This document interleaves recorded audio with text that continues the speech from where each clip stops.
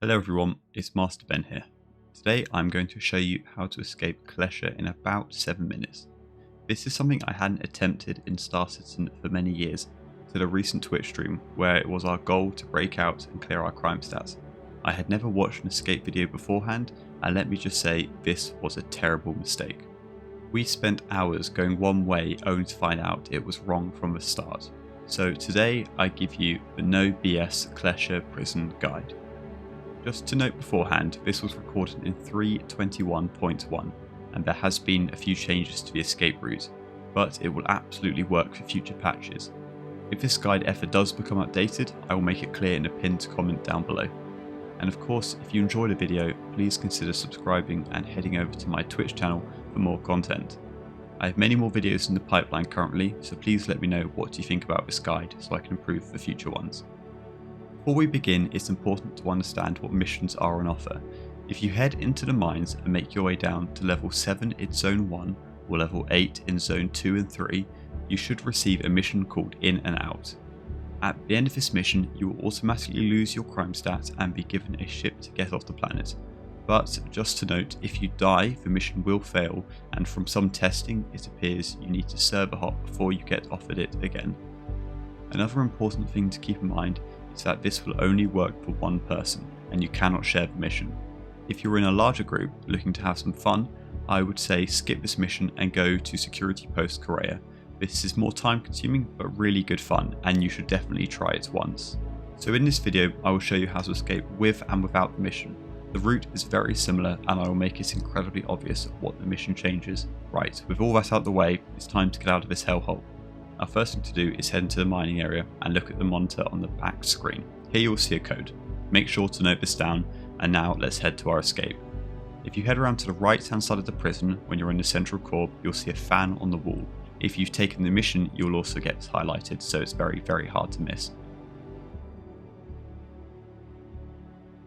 Have a nice jump up, and then enter the code you found on the mining zone board.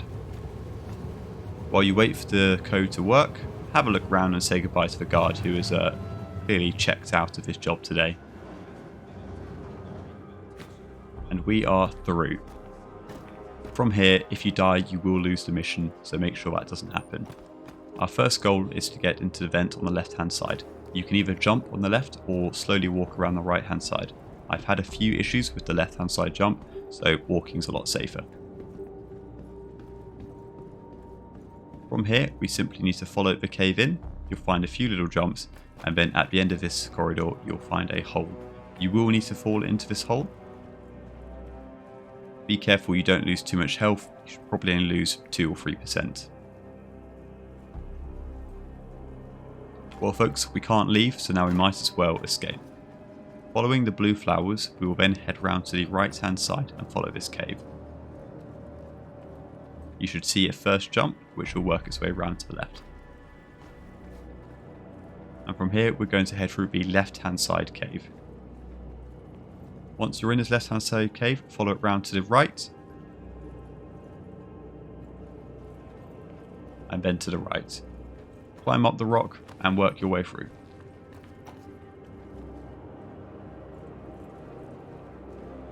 Here you'll see the first jump. It's a nice and easy one. You can have a little run up. If you hit your head on the wall on the other side, it doesn't matter at all. And now we begin the climbs. There are a lot of animated climbs in this game, so just give it some time.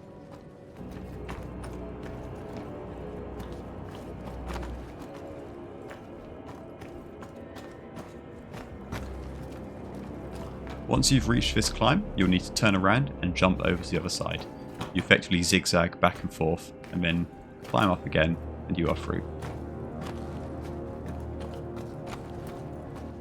Once you see this blue flower, head around to the right hand side of it. You'll need to crouch through this hole. If you are doing this with a group, it's really important that you add some spacing between yourselves, as if you hit each other, you can sometimes fall through the map. I'd also recommend not jumping when you're doing these climbs, as sometimes the animation will just automatically kill you. I have no idea why, but here we are.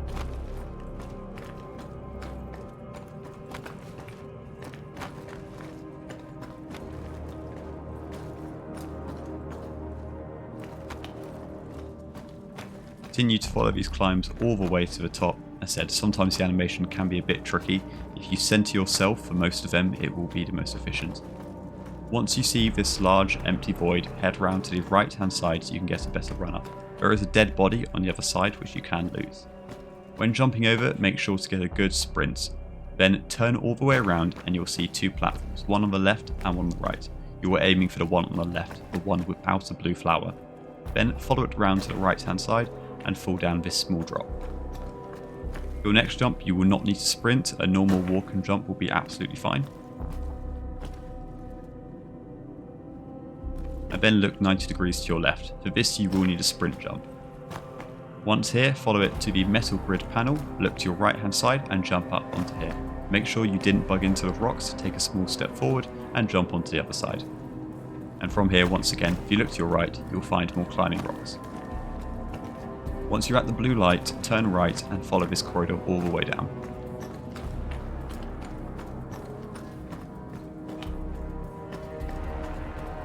Once you see these metal grids, jump up, walk to the right hand side grid and you'll need a sprint jump. If you don't land on the other side metal, that's not a problem, you can climb up there as well. From here, look behind you. Just to note, if you are doing the in and out mission, you will need to jump onto this lower panel first. If you are not doing in and out mission, you will not need to do this and you can skip to the timestamp on screen now. So to get onto the in and out mission panel, you will need to walk and jump, not sprint and jump as that will overshoot you. Once you have landed, make sure to loot the body and take the crypto key that's on board. Do not lose this, as this will clear your crime stat for you. Once it's in your backpack, you want to turn 180 degrees so you are facing the opposite direction from where you came, and you are aiming to jump onto this metal panel here. The likelihood is you'll overshoot, and that's absolutely fine as you'll land in the right place anyway. Now continue to climb up and you'll suddenly find this route is very familiar as you are back on track to where you were. Simply redo this part of the jump, walking to the right hand side, walking jump, climb back onto the metal grid, and now you want to be doing a sprint jump onto the other side. When you have landed, look to your left hand side and you will see a climbing route again. These sometimes aren't the most obvious, but if you just look around for long enough, you'll find it. Once you're up, do a 180 and jump into this metal panel. This is a sprint jump. It's very hard to fail that one. You just need a good run up, and then continue to climb again. Well, once you're up here, you want to follow the wall to the right hand side, and you'll see another jump.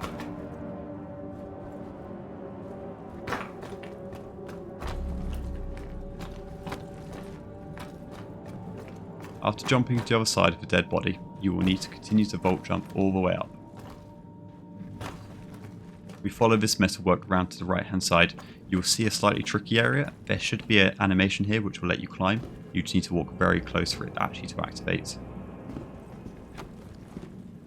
And now we are back into more climbing animations.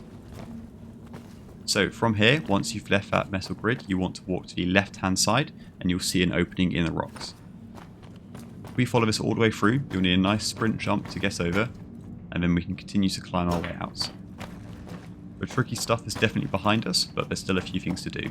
From here, we need to have a nice sprint onto the other side. There's another body you can loose at the back, and then we just follow it round to the left.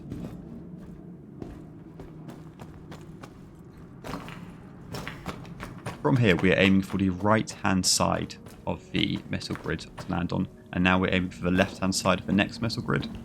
And there we go. Most of the jumps are done and you are almost free. Jump to the left hand side of this ladder and you will see the exit right in front of you.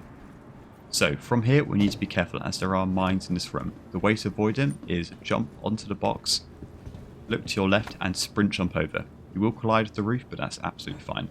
Now take a photo or note of these two codes. They'll be different for you, so make sure you keep this updated. And after that, we are very, very nearly out. We just need to follow this beautiful tunnel all the way through.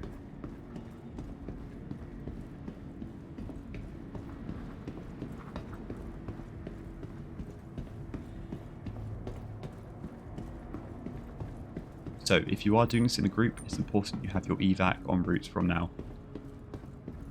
When you get to the top, you should expect to see 2 Ursa Rover bays, which is what those codes unlock. This can be really useful to drive roughly 4 kilometers away to get you out from the gun turrets. Here we just need to stand up and crouch all the way through, and then we need to follow this round to the left hand side. And now here we have the final challenge, the steps which are broken. This is the only step which you will instantly fail on. Make sure you get a nice sprint jump and get all the way up there. From here, if you fail the jumps, you will actually land back on old panel, so it's not really the end of the world. So coming off from this staircase, we have another broken step. Make sure you get a nice sprint jump over it, and you're good to go. Continue to climb. Once you get to the top of this staircase, you want to do a 180 and climb up onto the boxes above you. And then just a walk jump, look to your left hand side, and you'll see a corrugated iron piece going up a pipe. Follow this pipe all the way up, and then you just want to sprint jump to your left hand side. If you overshoot, it's not the end of the world, you'll still land on solid ground. We are now out of Klescher, so if you are not looking to do the rest of the mission, you're done. I would grab an Ursa, drive in a direction, and get your party member to pick you up. But in our case, we're going to continue on. If we head to the first Ursa bay, we can put in the code and see what is inside. Hopefully an Ursa.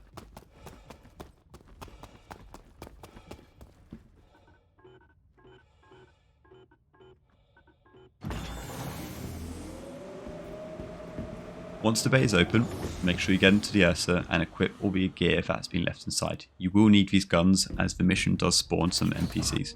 They're a bit difficult to get out. I found that crouching is the best way to do it.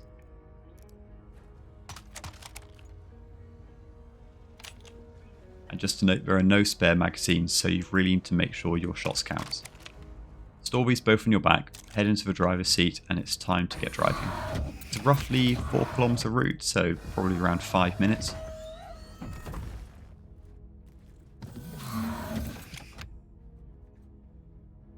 At this point you have very little risk from Klescher. It won't shoot you, so you're fine from there. However, a mission will be spawned to come and kill you, so it's important you are as quick as possible.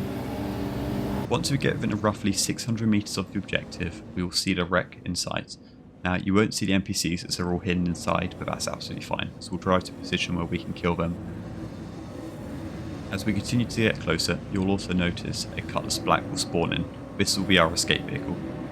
Just to note, it's important you probably stop and look into the site just to see if there are any NPCs out there. As said, in my case, they had spawned but not really activated, so just have a check for yourself to make sure. We head all the way around to the right hand side of the Cutlass Black wreck. We can get out, equip our guns, and be ready to start shooting. So I made the mistake of opening the back door here. I'd probably recommend you use the side door, just gives you a bit more cover, as if there's an NPC here, you have nowhere to really hide, and the ballistic ammunition will go through your shields. Looking through the side door, we'll be able to see all the NPCs holding in the back of a broken Cutlass. Remember, you don't have much ammunition, so aim for the head, unlike me. And that's it, the risk is almost done. Now, before you leave, make sure you equip your crypto key into your hand and head on out.